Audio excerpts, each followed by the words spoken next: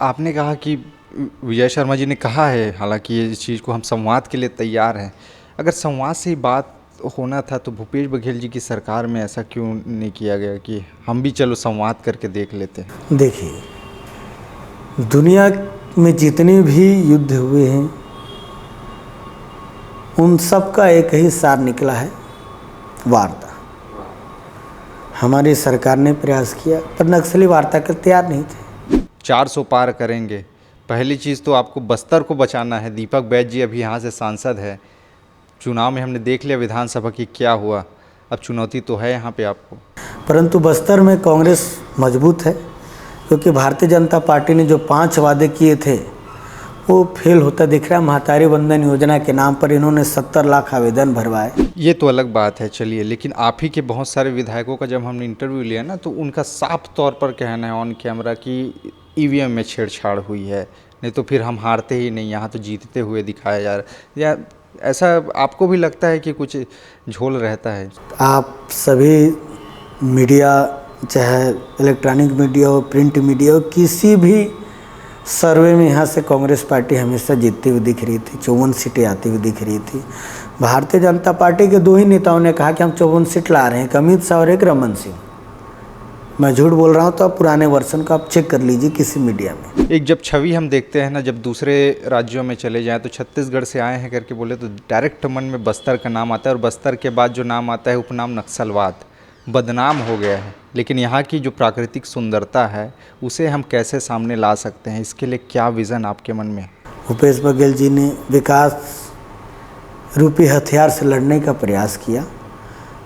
मैं शायद सरकार से भी कहना चाहता हूं कि आप लोग भी उसी दिशा में आगे बढ़े। अब चलिए, चुनाव इस साल है, आपके बस्तर की स्थिति बता दीजिए। दीपक बैज जो अभी वर्तमान में हमारे यहाँ के सांसद हैं, उन्होंने 309 सवाल किए। बस्तर के इतिहास में पहले सांसद हैं जिन्होंने 300 से अधिक सवाल किए बस्तर हित में, छत्तीसगढ़ के हित में, यहाँ के निवासियों के हित में, यहाँ के विकास को लेकर।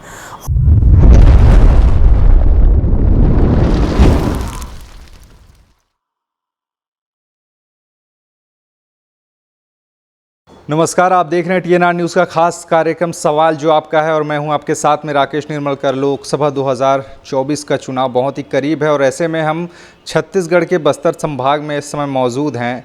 और बस्तर संभाग बहुत ही ज़्यादा सेंसिटिव एरिया है और यहाँ से राजनीतिक लिहाज से भी देखा जाए तो सभी पार्टियाँ अपना दम भरती है। और हमारी कोशिश है इस कार्यक्रम के माध्यम से कि जो राजनीतिक व्यक्ति हैं बस्तर संभाग के, बड़े बड़े चेहरे हैं, चाहे वो युवा हो चाहे बुज़ुर्ग, उनको हम आप सबके सामने लाएं। और यहाँ इस समय हमारे साथ बस्तर ज़िले के कांग्रेस पार्टी के जो अध्यक्ष हैं सुशील मौर्य जी, वही हमारे साथ है। बातचीत के सिलसिले को आगे बढ़ाएंगे, जानेंगे इनके जीवन के बारे में, साथ ही साथ चुनाव को लेकर क्या कुछ तैयारियाँ, इन सब पर चर्चा करेंगे। सर, बहुत बहुत स्वागत है आपका हमारे इस खास कार्यक्रम में। चूँकि कहा कि जीवन को हम सामने लाते हैं सर, तो सुशील मौर्य जी काफ़ी युवा चेहरे हैं और जिला अध्यक्ष का दायित्व तो कांग्रेस पार्टी ने आपको सौंपा है। अपने जीवन के बारे में थोड़ा बताइए हमारे दर्शकों के लिए, ताकि हम भी जानें, हमारे दर्शक भी जानें कि सुशील मौर्य जी कौन हैं, कैसे राजनीति में आए। अपने बताइए अपने जीवन के बारे में। मैं तो शुरू से ही छात्र राजनीति में था। जगरुंडा यहाँ से 200 किलोमीटर दूर है, वहाँ से पढ़ने आए थे, हॉस्टल में रहते थे। और फिर छात्र हित पर हमेशा हम लोग संघर्ष करते रहे, छात्रों की समस्याओं को लेकर। चूँकि ये क्षेत्र शिक्षा के क्षेत्र में काफ़ी पिछड़ा हुआ है और यहाँ पर शिक्षा के क्षेत्र में समस्याओं का अंबार है। और ये संभाग मुख्यालय है, यहाँ पर हर ज़िले से, हर ब्लॉक से पढ़ने वाले छात्र आते हैं संभाग मुख्यालय में और यहाँ रहकर पढ़ाई करते हैं। पढ़ाई के साथ साथ जो बस्तर की जो मूलभूत सुविधाएं हैं, बिजली हो, सड़क हो, शिक्षा, तो हमेशा की तरह है बस्तर फिर एक नक्सल समस्या से भी ग्रसित है। इन तमाम मुद्दों पर हम लोग हॉस्टल, चूँकि संभाग मुख्यालय था तो यहाँ पर हम लोग आवाज़ उठाते रहते थे। स्कूल में चाहे कॉलेज जब गए तो संभाग मुख्यालय एक सबसे बड़ा कॉलेज है। हमारे दौर में करीबन 4000 छात्र पढ़ते थे। ये कौन सी साल की बात है? ये 2005-06 की बात है जी। तो उस दरमियान से हम लोग NSY के उस टाइम में जिलाध्यक्ष बन गया था। और नारायणपुर जिला और कोंडागांव जिला उस टाइम अस्तित्व में नहीं आया था, सब एक ही थे। तो उन सारे समस्याओं को लेकर हम लोग संघर्ष करते रहे। यहाँ जो शहर के हमारे साथी थे उन्होंने मुझे बहुत साथ दिया और हम लोग समस्याओं को लेकर लड़े। लोगों को, हमारे साथियों को लगा कि एक लीडरशिप है। और जो आज राजनीति में हम लोग हैं, तो हमारे जो उस दौर के साथी हैं उन लोगों का बहुत सहयोग रहा, साथ रहा, हमेशा कदम कदम पर साथ देते रहे। हम लोग तो हॉस्टल में रहे हैं। उस दौर में पैसे का बोलबाला राजनीति बहुत कम था और हम लोग के पास पैसे भी बहुत कम थे। गाड़ियों में पेट्रोल डलवा लिए और स्कूल जा रहे हैं, कभी हॉस्टल का दौरा कर रहे हैं, छात्रों से मिल रहे हैं कि क्या आपकी तकलीफ़ें हैं, आपको अधीक्षक खाना अच्छा खिलाते हैं कि नहीं खिलाते हैं, स्कूलों में पढ़ाई होती है कि नहीं होती है। तो ऐसे दौर पर हमारे सभी लोगों का सहयोग रहा, साथ रहा। और हमारे साथियों ने कई बार कहा कि आप लीडरशिप करिए, हम आपके साथ हैं। तो उन सब के साथ कारवां बढ़ता गया। फिर यूथ कांग्रेस में आए, फिर यूथ कांग्रेस में लंबे समय से रहे। फिर पिछले विधानसभा से पूर्व महारानी अस्पताल है, यहाँ एक संभाग का सबसे बड़ा मुख्यालय है और संभाग का सबसे बड़ा अस्पताल भी है, जहाँ पर नारायणपुर, कोंडागांव, बीजापुर, सुकमा अंदरूनी क्षेत्रों से आते हैं। उस टाइम की तत्कालीन सरकार जो यहाँ का शहर की बीचों बीच के अस्पताल को उन्होंने बंद कर मेडिकल कॉलेज को शिफ्ट करने का प्रयास किया, तो उसको लेकर हम लोगों ने एक लंबी लड़ाई, 9 दिनों तक अनशन भी रहे। शहर के लोगों का भरपूर हम लोगों का साथ रहा, सहयोग मिला और एक आंदोलन हमारे एक मुकाम पे पहुंचा। हमारी सरकार आई, भूपेश बघेल जी ने पहली बार शपथ लेकर 1 जनवरी को जगदलपुर आए। उन्होंने महारानी अस्पताल के जीर्णोद्धार की घोषणा की और आप देख सकते हैं कि आज संभाग मुख्यालय में इससे बेहतर अस्पताल नहीं है। कई सारे लोग आके बोलते हैं प्राइवेट अस्पताल है क्या, तो कई लोग बोलते हैं नहीं, ये शासकीय अस्पताल है। तो भूपेश बघेल जी ने स्वास्थ्य के क्षेत्र में बेहतर काम किया और जो हमारे पार्टी ने 15 सालों जो संघर्ष किया, उन तमाम संघर्षों को लेकर कांग्रेस पार्टी ने अलग अलग क्षेत्रों में बेहतर काम करने का प्रयास किया और परिणाम दिखता है। वोट में तब्दील नहीं हो पाया, अलग मैटर है, पर आज भी गांव में शिक्षा के क्षेत्र में आत्मानंद स्कूल हो, चाहे स्वास्थ्य के क्षेत्र में काफ़ी अच्छा काम हुआ। अब ये चुनाव हमारे परिणाम हमारी सोच के मुताबिक नहीं आ पाया, ये सोचने वाली बात है और इसका आने वाले समय में बहुत सारे कारण आएंगे, पर अच्छा काम हुआ। और हम लोगों ने जो 15 साल जो रमन सिंह का राज था, शिक्षा के क्षेत्र में बस्तर काफ़ी पिछड़ा हुआ था। यहाँ के शिक्षा मंत्री केदार कश्यप थे। शिक्षा के क्षेत्र में सिर्फ अधोसंरचना का ही काम दिखता था, पढ़ाई के क्षेत्र में काफ़ी पिछड़ा हुआ था बस्तर। यहाँ के जो हमारे बस्तर के नौनिहाल बच्चे थे, कुपोषण के मामले में बस्तर काफ़ी आगे बढ़ गया था, यहाँ के बच्चे कुपोषित हो रहे थे।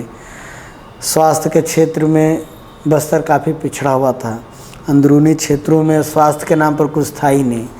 नक्सलवाद बीजापुर, सुकमा जिला के अंदरूनी हिस्सों से निकलकर संभाग मुख्यालय में रायपुर तक पहुंच गया। तो काफ़ी मतलब बस्तर की जनता और छत्तीसगढ़ की जनता त्रस्त हो गई थी। इसके बावजूद त्रस्त होने के बाद छत्तीसगढ़ की जनता ने कांग्रेस को अपना प्यार दिया, आशीर्वाद दिया, वोट दिया और सरकार आई और इन क्षेत्रों पर काफ़ी सरकार ने अच्छा काम किया। आज कुपोषण के मामले में हमारा छत्तीसगढ़ इस क्राइटेरिया से बाहर निकल गया है। स्वास्थ्य के क्षेत्र में संभाग और अंदरूनी क्षेत्रों में CSC सेंटरों का विकास बेहतर है।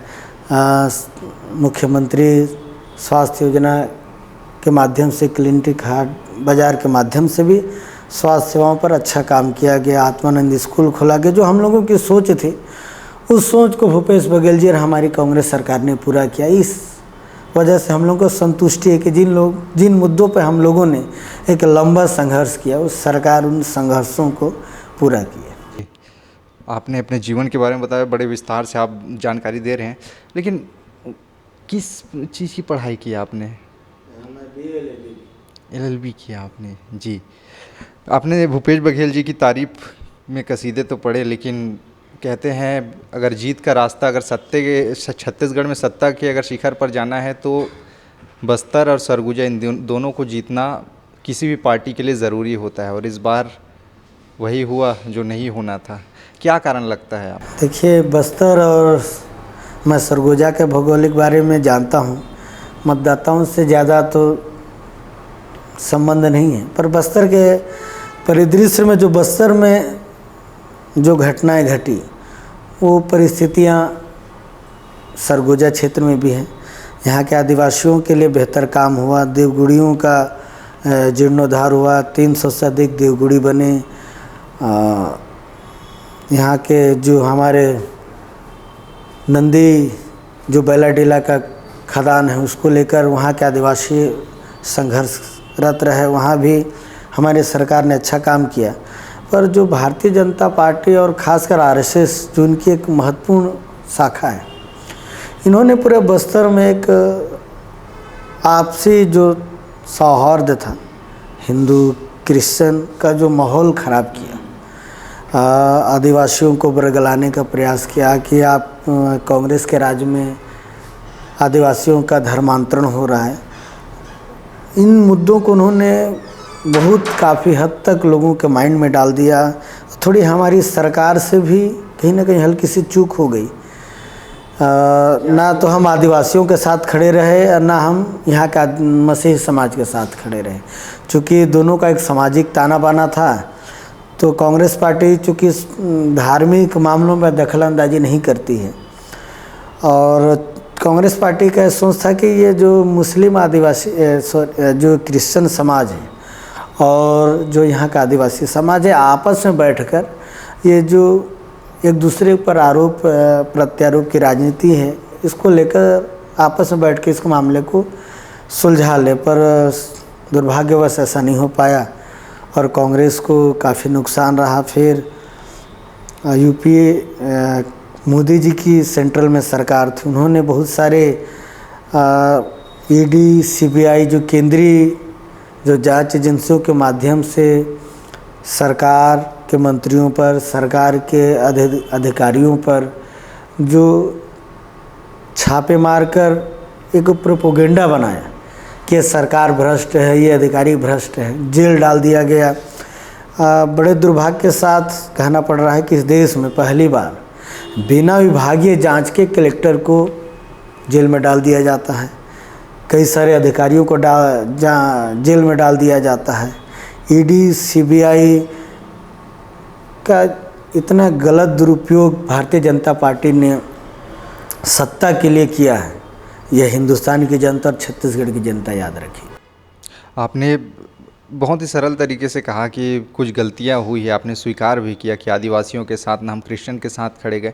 हम कुछ देर पहले आज ही चैतराम अठामी जी से बात कर रहे थे, उन्होंने भी एक धार्मिक मामलों पे, विकास के मामलों पे हम लोग आदिवासी और सभी वर्गों के साथ खड़े थे जी। लेकिन उन्होंने कहा कि यहाँ पर शिक्षा के क्षेत्र में हमारी सरकार, जब रमन जी की सरकार थी उस समय जितना काम हुआ था आपके समय में बहुत ही कम हुआ, इस कारण भी जनता नाराज़ थी। शिक्षा, स्वास्थ्य, पानी, और यहाँ पर सुदूर अंचलों में आज भी अगर बारिश के दिनों में जाओ तो टापुएँ बन जाती है। तो कई सारे कारण उन्होंने गिनाए। 15 साल भारतीय जनता पार्टी की सरकार थी, 5 साल कांग्रेस की सरकार रही, जिसमें 2 साल कोरोना काल में ख़त्म हो गए। पूरा देश थम गया था तो छत्तीसगढ़ भी थम गया था। 3 सालों में सरकार ने बेहतर काम करने का प्रयास किया। रही बात शिक्षा के क्षेत्रों में, तो जो उन्होंने काम किया उससे ज़्यादा हमारी सरकार ने काम किया।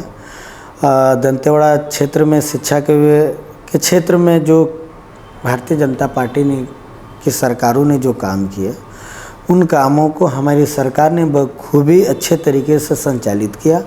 आत्मानंद स्कूल खोला, और चैतराम अठामी जी कोई मास लीडर नहीं है, चुनाव जीत गए हार गए। उनसे एक ही मेरा सवाल है, प्रश्न भी है कि रमन सिंह के राज में तत्कालीन दंतेवाड़ा जिला हुआ करता था, सुकमा जिला में 300 से अधिक स्कूलों को नक्सलियों के कारण सरकार ने तालाबंदी कर दिया था। मैं जहाँ जगरुंडा से मैंने 10वीं पहली से लेकर 10वीं तक पढ़ाई की, वहाँ के स्कूल बंद हो चुके थे। तमाम आसपास के, चाहे सुकमा जिला हो, दंतेवाड़ा जिला हो, बीजापुर, चाहे नारायणपुर, अंदरूनी क्षेत्रों के स्कूलों को आपने ताला लगा दिया। वहाँ के बच्चों को आपने शहरी क्षेत्रों में, या जैसे दोरनापाल, दंतेवाड़ा, बीजापुर, पट्टम, जो आसपास का ब्लॉक एरिया, तो वहाँ पर आपने शिफ्टिंग किया। शिक्षा के क्षेत्र में सरकार पूरी तरह फेल रही। हमारी सरकार आई, अंदरूनी क्षेत्रों में हमारी सरकार ने शिक्षा के मंदिर खोले, ताकि बस्तर पढ़ेगा तब तो आगे बढ़ेगा। नक्सलवाद से मुक्ति कब मिलेगी? जब यहाँ का आदिवासी, यहाँ का बच्चा, यहाँ का भविष्य जब पढ़ेगा तब उस समझ में आएगा। शिक्षा ही एक ऐसा क्षेत्र है, हथियार है, जो पूरे समाज और दुनिया को बदल सकता है। उस ताकत को हमारी सरकार ने खोलने का प्रयास किया। अंदरूनी क्षेत्रों में आप देख सकते हैं शिक्षा के मंदिर सफलतापूर्वक संचालित हो रहे हैं। नक्सलवाद उसी कारण कहीं ना कहीं थम रहा था। यहाँ के जो उनके सरकारों में बेगुनाह आदिवासियों को जेल में नक्सली बताकर जेल में ठूस दिया गया था, हमारी सरकार आने के बाद जो नक्सलियों सिर्फ प्रकरण में बंद थे, जिन पर आज तो कोई सुनवाई नहीं, पुलिस ने चार्जशीट दायर नहीं किया था, ऐसे तमाम लोगों को और हमारी सरकार ने चिन्हांकित किया कि पुलिस के जल्दबाजी में या गलत तरीके से कोई अधिकारी के द्वारा जो नक्सलियों में जेल में बंद थे, ऐसे तमाम आदिवासियों को, 700 से अधिक आदिवासियों को हमारी सरकार ने उन्हें छोड़ा। वो समाज की मुख्य धारा से जुड़े और उस सभी गांव के लोगों को उन्होंने कहा कि नक्सलवाद इस देश के लिए, इस राज्य के लिए, इस क्षेत्र के लिए अच्छा नहीं है। मुझे ज़रूर नक्सली मामलों में झूठे केस में फंसाया गया था, पर भूपेश की सरकार, कांग्रेस की सरकार आने के बाद हमारी सुनवाई हो और आदिवासी खुश हुए। आप देख सकते हैं कि विगत 5 वर्षों में नक्सली बैकफुट पे थे और नक्सली घटनाएं दिनों दिन कम हो रही थी। आज 3 महीने की सरकार में कई सारे बस्तरवासी मारे जा रहे हैं। उसमें बीजेपी के भी कार्यकर्ता हैं, कांग्रेस के भी कार्यकर्ता हैं, आप पार्टी के भी, कोई भी दल से जुड़ा हो, मरता बस्तर का आदिवासी है, बस्तर का आम आदमी है। तो नक्सलवाद से कोई आदमी ना शहीद हो, किसी का परिवार ना उजड़े, किसी का भाई, किसी का पति, किसी का अन्य रिश्तेदार नक्सली हमले में शहीद ना हो, ये हमारी सोच रही और हमारी सरकार ने उस दिशा में प्रयास किया। पर भारतीय जनता पार्टी के नेता और देश के गृह मंत्री चुनाव से पहले आए, उन्होंने भारतीय जनता पार्टी के नेताओं को सुरक्षा मुहैया करवाया। जैसे ही चुनाव संपन्न हुए, चुनाव उनके अनुकूल रहे, उसके बाद 15 दिनों बाद सबकी सुरक्षा हटा ली गई। आज जो भारतीय जनता पार्टी के जो भी कार्यकर्ता नक्सली हमले में मारे गए हैं, शहीद हुए हैं, उसकी जवाबदेही अमित शाह की है, नरेंद्र मोदी की है। आपने चुनाव से पहले सबको सुरक्षा दिया, चुनाव संपन्न हुए आप सुरक्षा हटा लेते। आपके पास IB LIB है, इस राज्य सेंट्रल और स्टेट दोनों के पास इनपुट के लिए एजेंसियां हैं, आपकी एजेंसियां कहाँ हैं? बस्तर के आपके ही पार्टी के कार्यकर्ता शहीद हो रहे हैं। मतलब भारतीय जनता पार्टी अपने कार्यकर्ताओं के शहादत पर राजनीति करने वाली पार्टी है, यह साफ हो चुका है। और अभी इन्होंने 43 लोगों को सुरक्षा उपलब्ध कराया है जब इनके कार्यकर्ता मारे जा रहे थे। यहाँ के लोगों ने, यहाँ के कार्यकर्ताओं ने विरोध किया कि हम पार्टी छोड़ देंगे। तो आनंद फानन में फिर लोकसभा चुनाव जीतना है नरेंद्र मोदी और अमित शाह को, इसी विषय पर इन्होंने अपने नेताओं को सुरक्षा वाई और एक सुरक्षा दी। पर मैं उनसे पूछना चाहता हूँ, आप देश के गृह मंत्री हैं, देश के प्रधानमंत्री, स्थानीय हमारे प्रदेश के मुख्यमंत्री जी हैं, गृह मंत्री जी हैं, आपने भारतीय जनता पार्टी के नेताओं को सुरक्षा दे दिया, कांग्रेस पार्टी के जुड़े नेताओं को सुरक्षा क्यों नहीं दे रहे हैं? अन्य जो दल से जुड़े हैं उनके नेताओं को सुरक्षा क्यों नहीं दे रहे हैं? झीरम कांड में हमारे कांग्रेस के शीर्ष नेतृत्व शहीद हो गए। नक्सली किसी को बताकर मारते नहीं, नक्सलियों के जो टारगेट में होते हैं उन पर अटैक करते हैं। तो देश में पहली बार हो रहा है कि सरकार तो अपने लोगों को सुरक्षा देती है, फिर हटा लेती है, फिर चुनाव जीतने के लिए अपने लोगों को सुरक्षा दे रही है। सिर्फ भारतीय जनता पार्टी से जुड़े लोगों को, अन्य दल के लोगों को सुरक्षा को लेकर ये ना स्टेट सरकार गंभीर है, न सेंट्रल सरकार गंभीर है।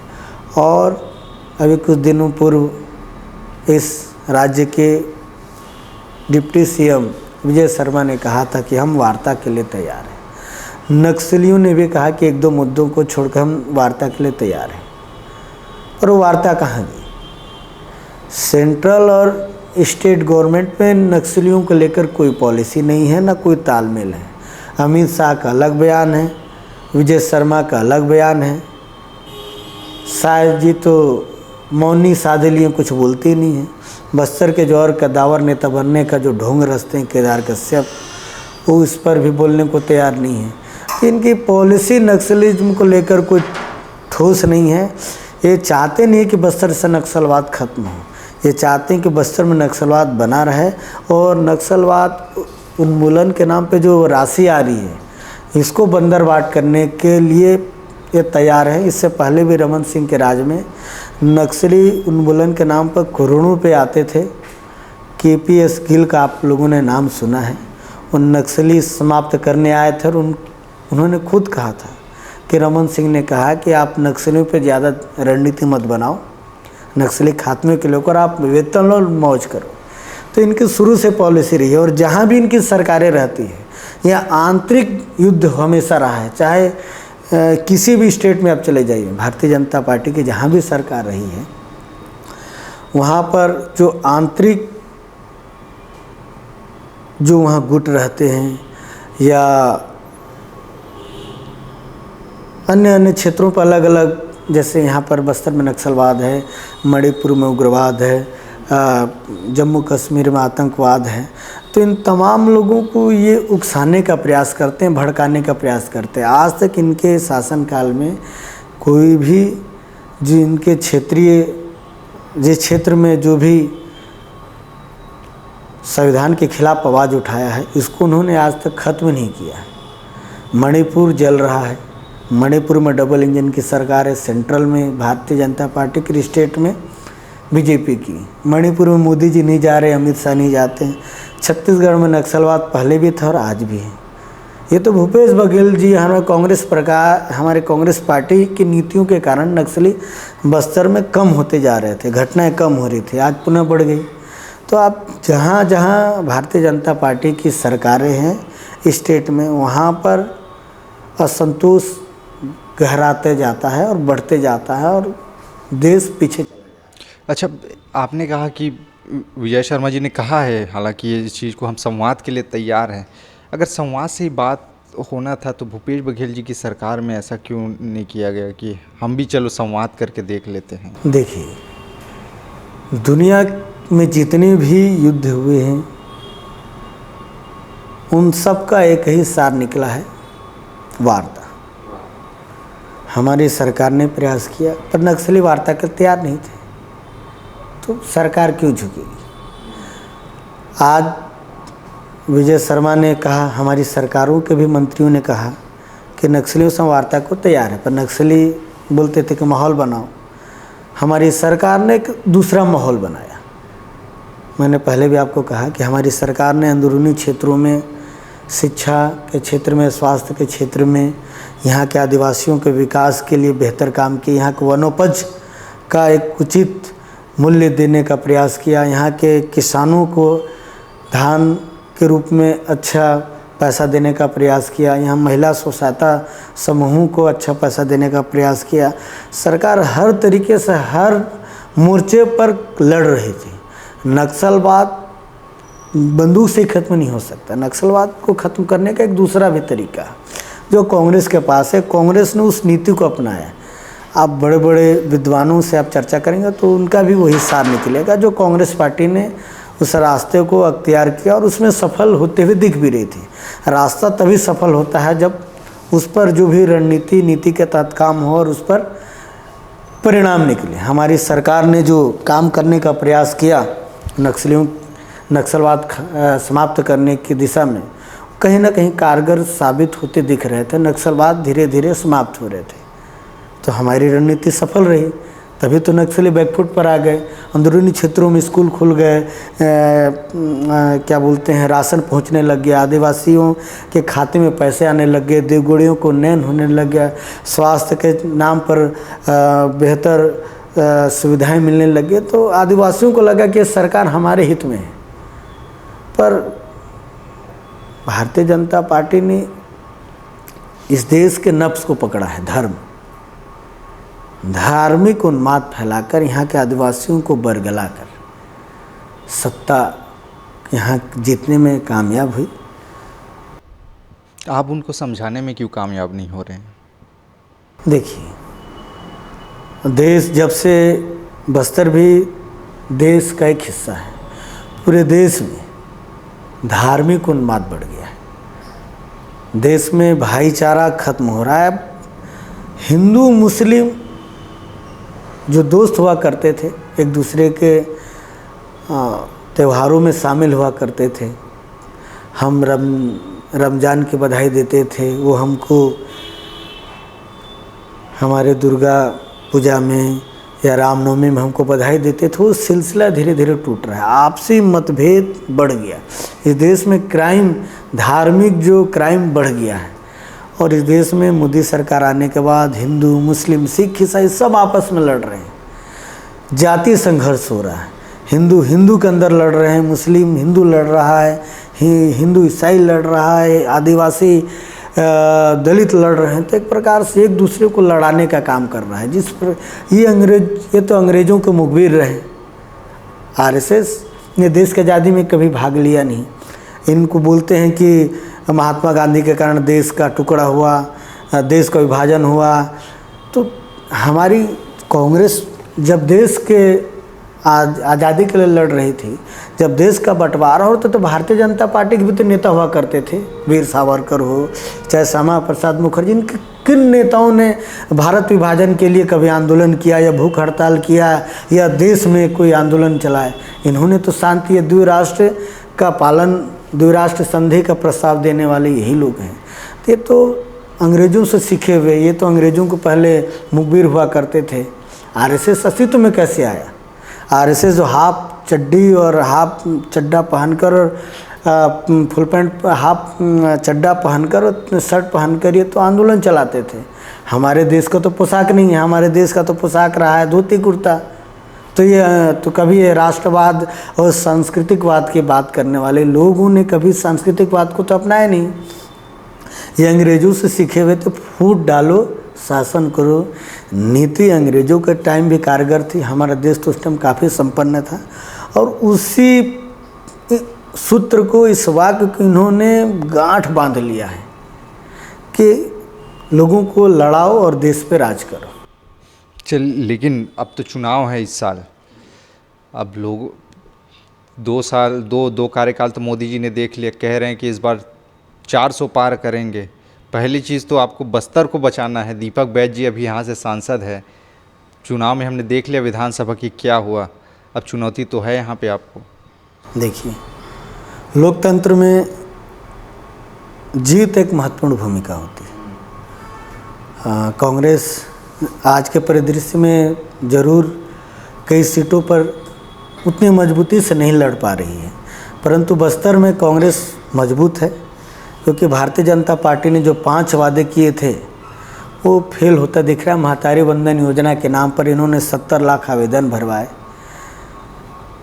और बस्तर में 37% महिलाओं के खाते में पैसे नहीं गए।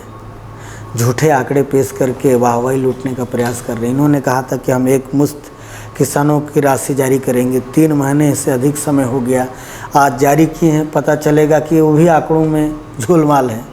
तो ये तो फेल हो गए। किसानों का कर्जा इन्होंने माफ़ किया नहीं। इनके नेता जगह जगह बोलते थे कि हम किसानों कर्जा माफ़ करेंगे। सिलेंडर 500 इन्होंने किया नहीं। नौकरी देंगे बोले थे भी किया नहीं। मोदी जी का 2014 के वादे, चुनावी वादे और 2019 के चुनावी वादे देश जानता है। और अब देश समझ रहा है कि मोदी जी ने झूठ बोलकर राजनीति की है, बरगलाया इस देश को। ना तो 2 करोड़ बेरोजगारों को नौकरी मिला, ना तो गंगा माता साफ हुई, ना स्मार्ट सिटी बना, ना इस देश से काला धन वापस आया, ना तो महंगाई कम हुई। तो ना स्मार्ट सिटी बनी, ना बुलेट ट्रेन आया। तो ये झूठ बोलकर राजनीति किए हैं। और उस टाइम उरी कांड को लेकर देश में उस टाइम उन्होंने माहौल बनाया, और अभी राम के सहारे ये अपनी नैया पार करना चाह रहे हैं। अगर 400 है इनको जीतने का मादा, तो ये बोलते हैं कि मोदी अकेला लड़ रहा है। झूठ बोलने माहिर है। मोदी कहाँ अकेला लड़ रहा है? मोदी तो 40 भारतीय जनता पार्टी 40 दलों के साथ गठबंधन से चुनाव लड़ रही है। कांग्रेस से ज़्यादा इनके पास अलायंस है। ये ईडी, सीबीआई, तमाम जो जांच एजेंसियों का प्रभाव डालकर विपक्षी नेताओं पर प्रेशराइज पॉलिटिक्स कर रहे हैं कि आप हमारे साथ आओ, नहीं तो हम आप पर छापे मार देंगे, आपके पैसे को सीज कर देंगे। तो डरा धमका कर रहे हैं। और उस दल के भी नेता अब चाहते हैं कि ये इस बार मोदी जी नहीं जीतने वाले हैं। ये तो अलग बात है, चलिए। लेकिन आप ही के बहुत सारे विधायकों का जब हमने इंटरव्यू लिया ना, तो उनका साफ तौर पर कहना है ऑन कैमरा कि ईवीएम में छेड़छाड़ हुई है, नहीं तो फिर हम हारते ही नहीं, यहाँ तो जीतते हुए दिखाया जा रहा है। या ऐसा आपको भी लगता है कि कुछ झोल रहता है इसमें? आप सभी मीडिया, चाहे इलेक्ट्रॉनिक मीडिया हो, प्रिंट मीडिया हो, किसी भी सर्वे में यहाँ से कांग्रेस पार्टी हमेशा जीतती हुई दिख रही थी। 54 सीटें आती हुई दिख रही थी। भारतीय जनता पार्टी के 2 ही नेताओं ने कहा कि हम 54 सीट ला रहे हैं, एक अमित शाह और एक रमन सिंह। मैं झूठ बोल रहा हूँ तो आप पुराने वर्षन का आप चेक कर लीजिए किसी मीडिया में।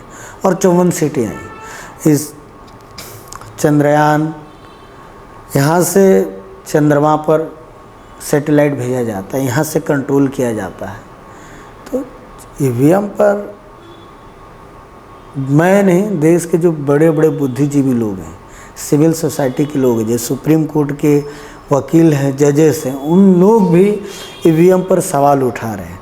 देश में बहुत से व्यक्ति, पढ़े लिखे बुद्धिजीवी लोगों का कहना है कि ईवीएम को हैक करने का प्रयास किया जा रहा है। कई ईवीएम पर अभी 18 तारीख को सुनवाई भी है। और ईवीएम को लेकर हमारे कई नेताओं का संदेह भी है।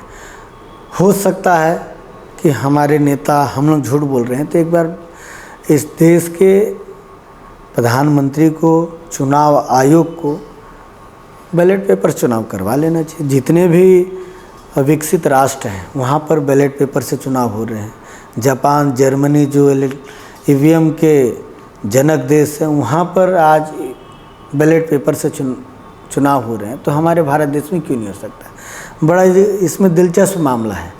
जब ये चुनाव आयोग, किसी ने कहा कि आप ईवीएम से चुनाव क्यों करवा रहे हैं, बैलेट पेपर से चुनाव क्यों नहीं करा सकते? तो चुनाव आयोग के अपने वेबसाइट पे लिखा हुआ है कि चुनाव महंगा, इस वजह से हम चुनाव नहीं कराना है। बैलेट पेपर महंगा चुनाव है ईवीएम की अपेक्षा। तो इस देश में फिर चुनाव ही नहीं होना चाहिए। चुनाव में करोड़ों रुपया खर्च होते हैं। आप देश में चाइना और रसिया से आप प्रेरणा लेकर यहाँ भी चुनाव मत करवाइए। वहाँ भी कई वर्षों से जी जिनपिंग राष्ट्रपति हैं, पुतिन राष्ट्रपति, वैसे ही करें। और उसी दिशा में भारतीय जनता पार्टी प्रयास भी कर रही है। अभी जीता जागता उदाहरण है कि चुनाव आयोग के अध्यक्ष, जो प्रमुख अधिकारी, उन्होंने कल इस्तीफा दे दिया। क्यों इस्तीफा दिया? गुड गवर्नेंस की बात करने वाले, जीरो टॉलरेंस की बात करने वाले मोदी जी के राज्य में एक अधिकारी चुनाव से पहले इस्तीफा दे देते हैं। क्यों दे देते हैं? वो तो बोलना चाहते हैं पर डर के मारे बोल नहीं पा रहे। इस विषय पर तो देश के प्रधानमंत्री नरेंद्र मोदी जी को बोलना चाहिए। हमारे सरकार में चुनाव आयोग को बहुत मजबूत किया गया। टीएन सेशन का आप सभी ने नाम सुना होगा। टीएन सेशन के कार्यों में हमारी सरकार ने कभी दखल अंदाजी नहीं किया। और चुनाव आयोग उसी की वजह से टीएन साहब को सभी लोग जानते हैं कि उन्होंने एक ताकत दिखाया।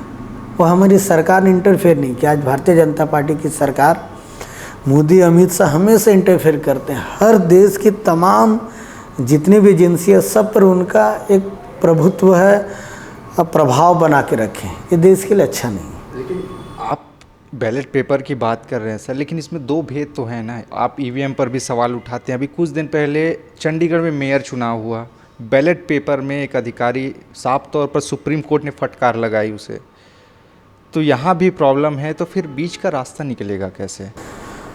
देखिए, कोई भी देश में कोई भी सिस्टम में एक विकास का एक प्रक्रिया होता है। आज ईवीएम है तो ईवीएम में नया डेवलप ला नहीं रही है सरकार। तमाम विपक्षी पार्टियों का बैठक करवाता है चुनाव आयोग कि बताइए हमको इसमें क्या सुधार करना चाहिए। विपक्षी पार्टियों से सुझाव मांगते नहीं हैं, बस चुनाव के टाइम ये बोलते हैं कि आप आइए और ईवीएम मशीन को देख लीजिए। और चंडीगढ़ का चुनाव तो साक्षात परिणाम है। अगर वहाँ पर सीसीटीवी कैमरे नहीं होते तो चुनाव परिणाम उनके फेवर में कर दिया गया था। और ये तो सुप्रीम कोर्ट इस देश में है बोलकर चंडीगढ़ के परिणाम बदल दिए गए, वरना इस मुद्दे पर वहाँ के तत्कालीन खट्टर सरकार और देश के प्रधानमंत्री गृह मंत्री ने इस पर एक भी कहीं ट्वीट नहीं किया, ना कहीं सोशल मीडिया में, ना कि प्रिंट मीडिया में अपने मुंह खोले। आपके सामने दिल्ली से 2-3 सेकंड दूर पर एक षड्यंत्र रचा जा रहा है और देश के प्रधानमंत्री गृह मंत्री मौन है। मतलब उनकी मौन स्वीकृति है, तभी तो इस प्रकार के अधिकारी ऐसे षड्यंत्र पूर्वक काम करने के लिए बाध्य हैं और तैयार हैं। यह हम सब के लिए सोचने वाला विषय है, क्योंकि लोकतंत्र को खत्म करके ये रसिया और चाइना की तरह हमेशा की तरह पीएम बनने का इनका एक सपना है, उसी दिशा में ये प्रयासरत है। जी, छत्तीसगढ़ पे ही आते हैं सर। बस्तर से आप बिलोंग करते हैं, तो बस्तर के लिए क्या संभावनाएं आप देखते हैं? एक जब छवि हम देखते हैं ना, जब दूसरे राज्यों में चले जाएं तो छत्तीसगढ़ से आए हैं करके बोले तो डायरेक्ट मन में बस्तर का नाम आता है, और बस्तर के बाद जो नाम आता है उपनाम नक्सलवाद बदनाम हो गया है। लेकिन यहाँ की जो प्राकृतिक सुंदरता है उसे हम कैसे सामने ला सकते हैं, इसके लिए क्या विज़न आपके मन में? देखिए, बस्तर एक बहुत सुंदर जगह है, प्राकृतिक रूप से काफ़ी सुंदर है, मजबूत है। और बस्तर का यहाँ की जीवन शैली, यहाँ की संस्कृति बहुत अद्भुत है। यहाँ के लोग, यहाँ का प्राकृतिक वातावरण मतलब अविस्मरणीय है, इसे भुलाया नहीं जा सकता। और इस दिशा में कोई भी सरकारें हैं बेहतर प्रयास करना चाहिए। बस्तर में पर्यटन के अपार संभावना है और नक्सलवाद को समाप्त करने के लिए सरकारों को गंभीर होना चाहिए। हम लोग 3 दशक से बंदूक से लड़ाई लड़ रहे हैं, पर अभी तक सफल नहीं हुए। भूपेश बघेल जी ने विकास रूपी हथियार से लड़ने का प्रयास किया। मैं शायद सरकार से भी कहना चाहता हूं कि आप लोग भी उसी दिशा में आगे बढ़े और हर एक बस्तरवासी की इच्छा है कि यहाँ से नक्सलवाद का समाप्ति हो, यहाँ नक्सलवाद का खात्मा हो। और पर्यटन के क्षेत्र में बस्तर को काफ़ी आगे ले जाने की ज़रूरत है। यहाँ के जीवन शैली को और सुदृढ़ करने की आवश्यकता है। जो आदिवासियों की जो जीवन शैली है बहुत अद्भुत है, इनको और संरक्षित करने की आवश्यकता है। इस दिशा में प्रयास होना चाहिए। हमारी सरकार ने उस दिशा में प्रयास किया, देवगुड़ियों का जीर्णोद्धार किया। 300 से अधिक देवगुड़ी इसलिए बनाया ताकि आदिवासियों की यहाँ का परंपरा है, सुख दुख में अपने देवगुड़ी के पास जाते हैं, तो देवगुड़ियों का संरक्षण होना चाहिए। शिक्षा के क्षेत्र में बेहतर काम होना चाहिए, स्वास्थ्य के क्षेत्र में और बेहतर काम होना चाहिए। जो हमारी सरकारों ने जहाँ छोड़ा है वहाँ से और काम करें। हम चाहते हैं कि कुछ सरकारी कोई भी बेहतर काम हो, हमारा बस्तर और विकास के एक नए कीर्तिमान स्थापित करे।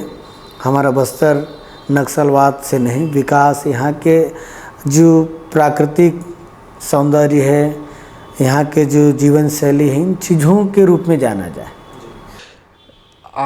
अभी जब सरकार विष्णुदेव जी की बनी है तो उसमें कई सारे कांग्रेस पार्टी पर आरोप लगाए जा रहे हैं। राजीव मितान क्लब के आप अध्यक्ष रहे हैं, उस पर बड़ा भ्रष्टाचार का आरोप लग रहा है।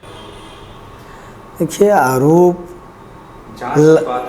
जांच होनी चाहिए। अगर किसी ने भ्रष्टाचार किया है तो जेल जाना चाहिए, हम तो कहते हैं।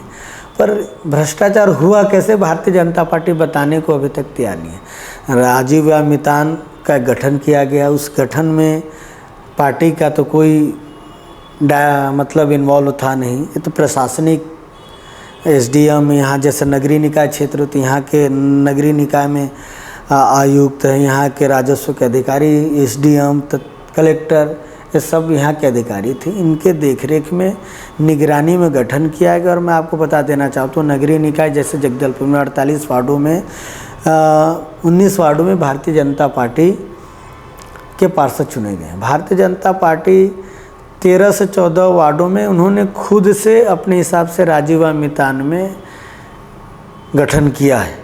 भारतीय जनता पार्टी के कई सारे पदाधिकारी राजीव मितान के अध्यक्ष बने, सदस्य बने, कई सारे पदाधिकारी बने और उनके खाते में पैसा जा रहा है, उसका ऑडिट होता है। छत्तीसगढ़िया खेल किया गया, आप सभी लोगों ने देखा। उस खेल में जो आयोजन में खर्च हुई राशि वहाँ खर्च करनी थी, तो एक सफल आयोजन हुआ। छत्तीसगढ़ के जो खेल थे, भौरा, गिल्ली डंडा, अन्य जो लुप्त प्राय थे, बाटी, गेड़ी दौड़, इन खेलों को जिंदा करने का काम किया। एक नई फिर से पहचान देने का प्रयास किया हमारी सरकार ने, उस दिशा में काम कर। अगर कहीं इक्का दुक्का तो भ्रष्टाचार हो जाता है, अगर हुआ है तो उस पर जांच होनी चाहिए, पैसा रिकवरी होनी चाहिए, जो भ्रष्टाचार के उसको जेल भेजना चाहिए। अब तो सरकार उनकी है, जांच ना करने के लिए हमारे किसी नेता मंत्री ने तो नहीं कहा, पूर्व मंत्री या किसी नेता ने। मैं खुद राजीव मितान के जिलाध्यक्ष रहा हूँ, मैं तो खुद बोल रहा हूँ कि जांच होनी चाहिए। अगर कहीं पर अनियमितता पाई जा रही है तो उस पर एक्शन लो, पर पेपरबाजी करने से काम नहीं होगा ना, एक्शन होना चाहिए। अब चलिए, चुनाव इस साल है, आपके बस्तर की स्थिति बता दीजिए, क्या लगता है इस बार? बस्तर आज़ादी के बाद से पहले बहुत सांसद हुआ करते थे, हमारी पार्टी के भी सांसद रहे। फिर भारतीय जनता पार्टी के वर्तमान में पूर्व बलीराम कश्यप जो यहाँ कद्दावर नेता माने जाते हैं, और 15 सालों तक उन्होंने सांसद के रूप में काम किया। उनके बेटे दिनेश कश्यप भी सांसद के रूप में काम किए। पर मैं उनसे पूछना चाहता हूँ कि संसद में बस्तर की समस्याओं को लेकर उन्होंने कितनी बार आवाज़ उठाई? कश्यप परिवार 22 सालों तक बस्तर पर राज किया। 22 सालों में 22 को प्रश्न नहीं कर पाने वाला कश्यप परिवार, भारतीय जनता पार्टी के नेता क्या बोलेंगे? दीपक बैज जो अभी वर्तमान में हमारे यहाँ के सांसद हैं, उन्होंने 309 सवाल किए। बस्तर के इतिहास में पहले सांसद हैं जिन्होंने 300 से अधिक सवाल किए बस्तर हित में, छत्तीसगढ़ के हित में, यहाँ के निवासियों के हित में, यहाँ के विकास को लेकर। और लोगों को एहसास हुआ कि कोई सांसद है। नहीं तो पहले एक सांसद हूँ तो बस्तर के बारे में बोलते ही नहीं थे। यहाँ के सांसद पहले मीडिया में आकर अपनी बात रख देते थे, पर यहाँ की जनता भेजती थी चुन के कि आप दिल्ली में बोलो, तो दिल्ली में घूम के आ जाते थे। अब बोलते थे जिला मुख्यालय में, संभाग मुख्यालय में आकर। पहली बार लोगों को एहसास हुआ कि हमने जहाँ अपनी आवाज़ उठाने के लिए जिस नेता को चुना था सांसद के रूप में, वह सफल रहा। दिल्ली में जाकर उन्होंने आवाज़ उठाया और एक एक बस्तर वासियों को गर्व है कि हमारा बोलता हुआ सांसद है। पहले तो गूंगे सांसद हुआ करते थे, पहली बार एहसास हुआ बस्तरियों को कि हमारा बोलता हुआ सांसद है। जी, लगता है इस बार फिर से फिर से इस बार आएगी। देखिए, दीपक बैज जी का कार्यकाल काफ़ी शानदार रहा। सांसद के रूप में उनकी उपलब्धियां जग जाहिर है। बीजेपी के भी नेता दबी जुबान से कहते हैं कि सांसद हो तो दीपक बैज जैसा। मुझे लगता है कि उनके कार्यों को देखकर, उनके आक्रामक शैली को देखकर और बस्तर हित पर जिस प्रकार से उन्होंने मुखरता के साथ आवाज़ उठाई है, उनके कामों को देखकर जनता उन्हें आशीर्वाद देगी और पुनः अगर पार्टी उनको टिकट देती है तो जिताएगी। ओके। और छत्तीसगढ़ की स्थिति 11 सीटें, क्यों भारतीय जनता पार्टी आत्मविश्वास में है कि 11 की 11 सीटें इस बार जीतेंगे? देखिए, भारतीय जनता पार्टी के पास कोई मजबूत नेता नहीं है। पूरे प्रदेश में बृजमोहन अग्रवाल जो अभी सिटिंग सांसद को जिनको भी टिकट दिया गया, एक मजबूत नेता देखते हैं। बाकी तो सब नेता ऐसे ही हैं।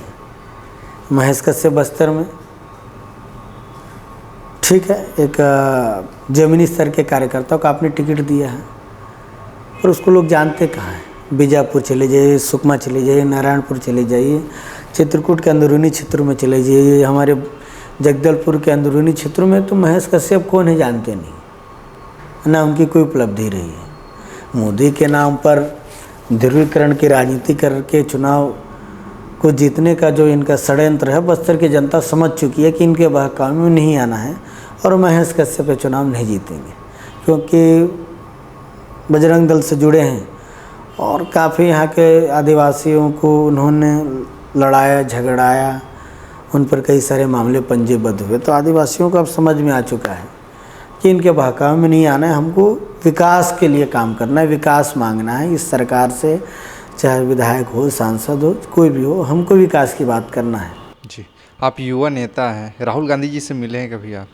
राहुल गांधी जी से मैंने कई बार मुलाकात किया। मैं 2007 में NSY का जब जिला अध्यक्ष था तो छात्र एक संवाद कार्यक्रम था, उस कार्यक्रम में राहुल गांधी जी आए थे। उसके बाद कई बार मुलाकात हुआ, भी चुनाव में भी राहुल गांधी जी बस्तर है, उनसे भी मुलाकात हुई।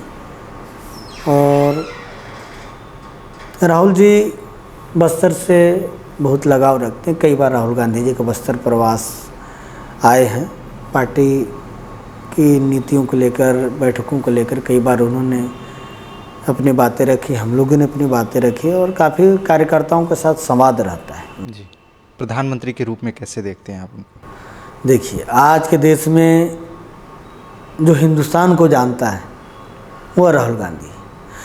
कश्मीर से लेकर कन्याकुमारी से लेकर कश्मीर तक 4000 से अधिक किलोमीटर दूर की पदयात्रा करने वाला देश में कोई नेता है तो राहुल गांधी है। मणिपुर से लेकर अभी जो पदयात्रा कर रहे हैं, अभी तो कई जगह 4 व्हीलर से भी घूम रहे हैं, पर हिंदुस्तान को कोने कोने पर घूमने वाले, लोगों से मिलने वाले, सभी देश के सभी धर्मों से, जातियों से, अमीर गरीब, महिलाओं बच्चों से मिलने वाले, किसान हो चाहे देश के मजदूर हो चाहे मछुआरा, जो भी देश के हर एक वर्गों से मिलने वाला अगर कोई नेता है तो राहुल गांधी है। और राहुल गांधी जी मैं समझता हूँ कि आज के परिदृश्य में बहुत मजबूत नेता हैं और काफ़ी लोगों से उन्होंने अनुभव लिए हैं, सीखे हैं। अगर देश के प्रधानमंत्री बनते हैं तो देश को अभूतपूर्व लाभ होगा। बहुत सारी जो असंवैधानिक नरेंद्र मोदी जी नीति बना रहे हैं, उन नीतियों को चेंज करके एक अच्छे देश के प्रधानमंत्री बनेंगे अपने पिता की तरह, ऐसा मेरा और देशवासियों को मानना है। अब राहुल गांधी जी की छवि बदल गई है, अब राहुल गांधी जी को लोग ध्यान से सुन रहे हैं। भारतीय जनता पार्टी सिर्फ एक ही व्यक्ति से डरती है, वो राहुल गांधी जी से। अगर राहुल गांधी ने कोई कुछ कह दिया तो राहुल प्रधानमंत्री तो बोलते ही हैं, इनके 8, 9, 10 मंत्री राहुल गांधी जी पर कटाक्ष करते हैं।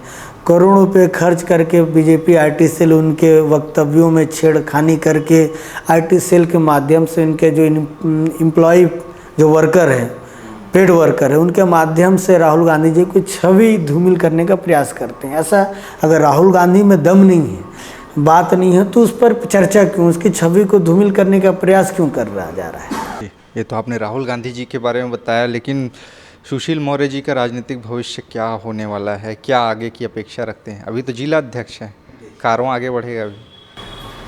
पार्टी ने जो भी आज तक हम लोगों को दायित्व दिया है, ईमानदारी पूर्वक, विवेक पूर्वक हम लोगों ने उससे निर्वहन करने का प्रयास किया है। और तो कांग्रेस पार्टी में हो सकता है कि एक काम करने वाले व्यक्ति को बस्तर संभाग के मुख्य जैसे महत्वपूर्ण मुख्यालयों में जिला अध्यक्ष बना सकता है, तो कांग्रेस पार्टी बना सकता है। जब मैं बना था तो 38 साल मेरी एज थी। आप पूरे देश में भारतीय जनता या छत्तीसगढ़ में देख लीजिए, इनके पास इन्होंने किसी युवा नेता को मौका नहीं दिया है और ये देना भी नहीं चाहते हैं। तो इनकी सोच युवाओं को लेकर गंभीर नहीं है, सिर्फ बात करते हैं युवाओं की, पर युवाओं को मजबूत करना नहीं चाहते। जी, बहुत बहुत धन्यवाद सर, बहुत अच्छा लगा आपसे बातचीत करके, आपके विज़न जानकर। खैर, ये हमारा कार्यक्रम का आखिरी पड़ाव है सर। जाते जाते अपने फैंस कहिए या फिर अपने क्षेत्र की जनता को हमारे माध्यम से कोई संदेश देना चाहें आप? मैं बस्तर वासियों से अपील करता हूँ कि चुनाव आते रहते हैं, जाते रहते हैं, चुनाव में हार जीत लगे रहता है, पर पूरे बस्तरवासी विकास को लेकर गंभीर हो, अपने अधिकारों को लेकर गंभीर हो और बस्तर में जो गंभीर समस्याएं हैं उसको निराकरण के लिए हम सबको प्रयास करना चाहिए। और कई जो दूसरे दल के नेताओं से भी कहना चाहूँगा कि जब बस्तर की बात होती है तो दलगत राजनीति से ऊपर उठकर काम करना चाहिए, सोच रखना चाहिए। और आप जिसे भी नेता चुनते हैं, राष्ट्रीय नेताओं को देखकर तो आप चुनते हो, अच्छी बात है, पर स्थानीय जो आप लोगों के लिए लड़ता हो, आप लोगों के लिए संघर्ष करता है, ऐसे लोगों को आप लोग मौका दीजिए जो आपकी आवाज़ को बुलंद कर सके, आपके लिए लड़ सके। और मैं चाहता हूं कि हमारा बस्तर सुंदर हो, खुशहाल हो, शिक्षित हो और मजबूत हो।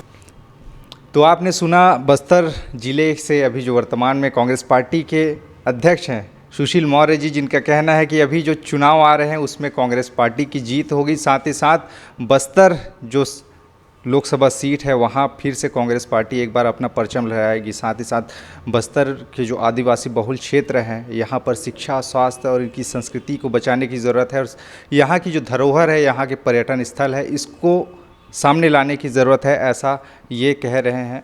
बहरहाल इस खास पेशकश में इतना ही। अगली बारी होगी आप सबसे फिर मुलाकात, तब तक के लिए अनुमति दीजिए। नमस्कार।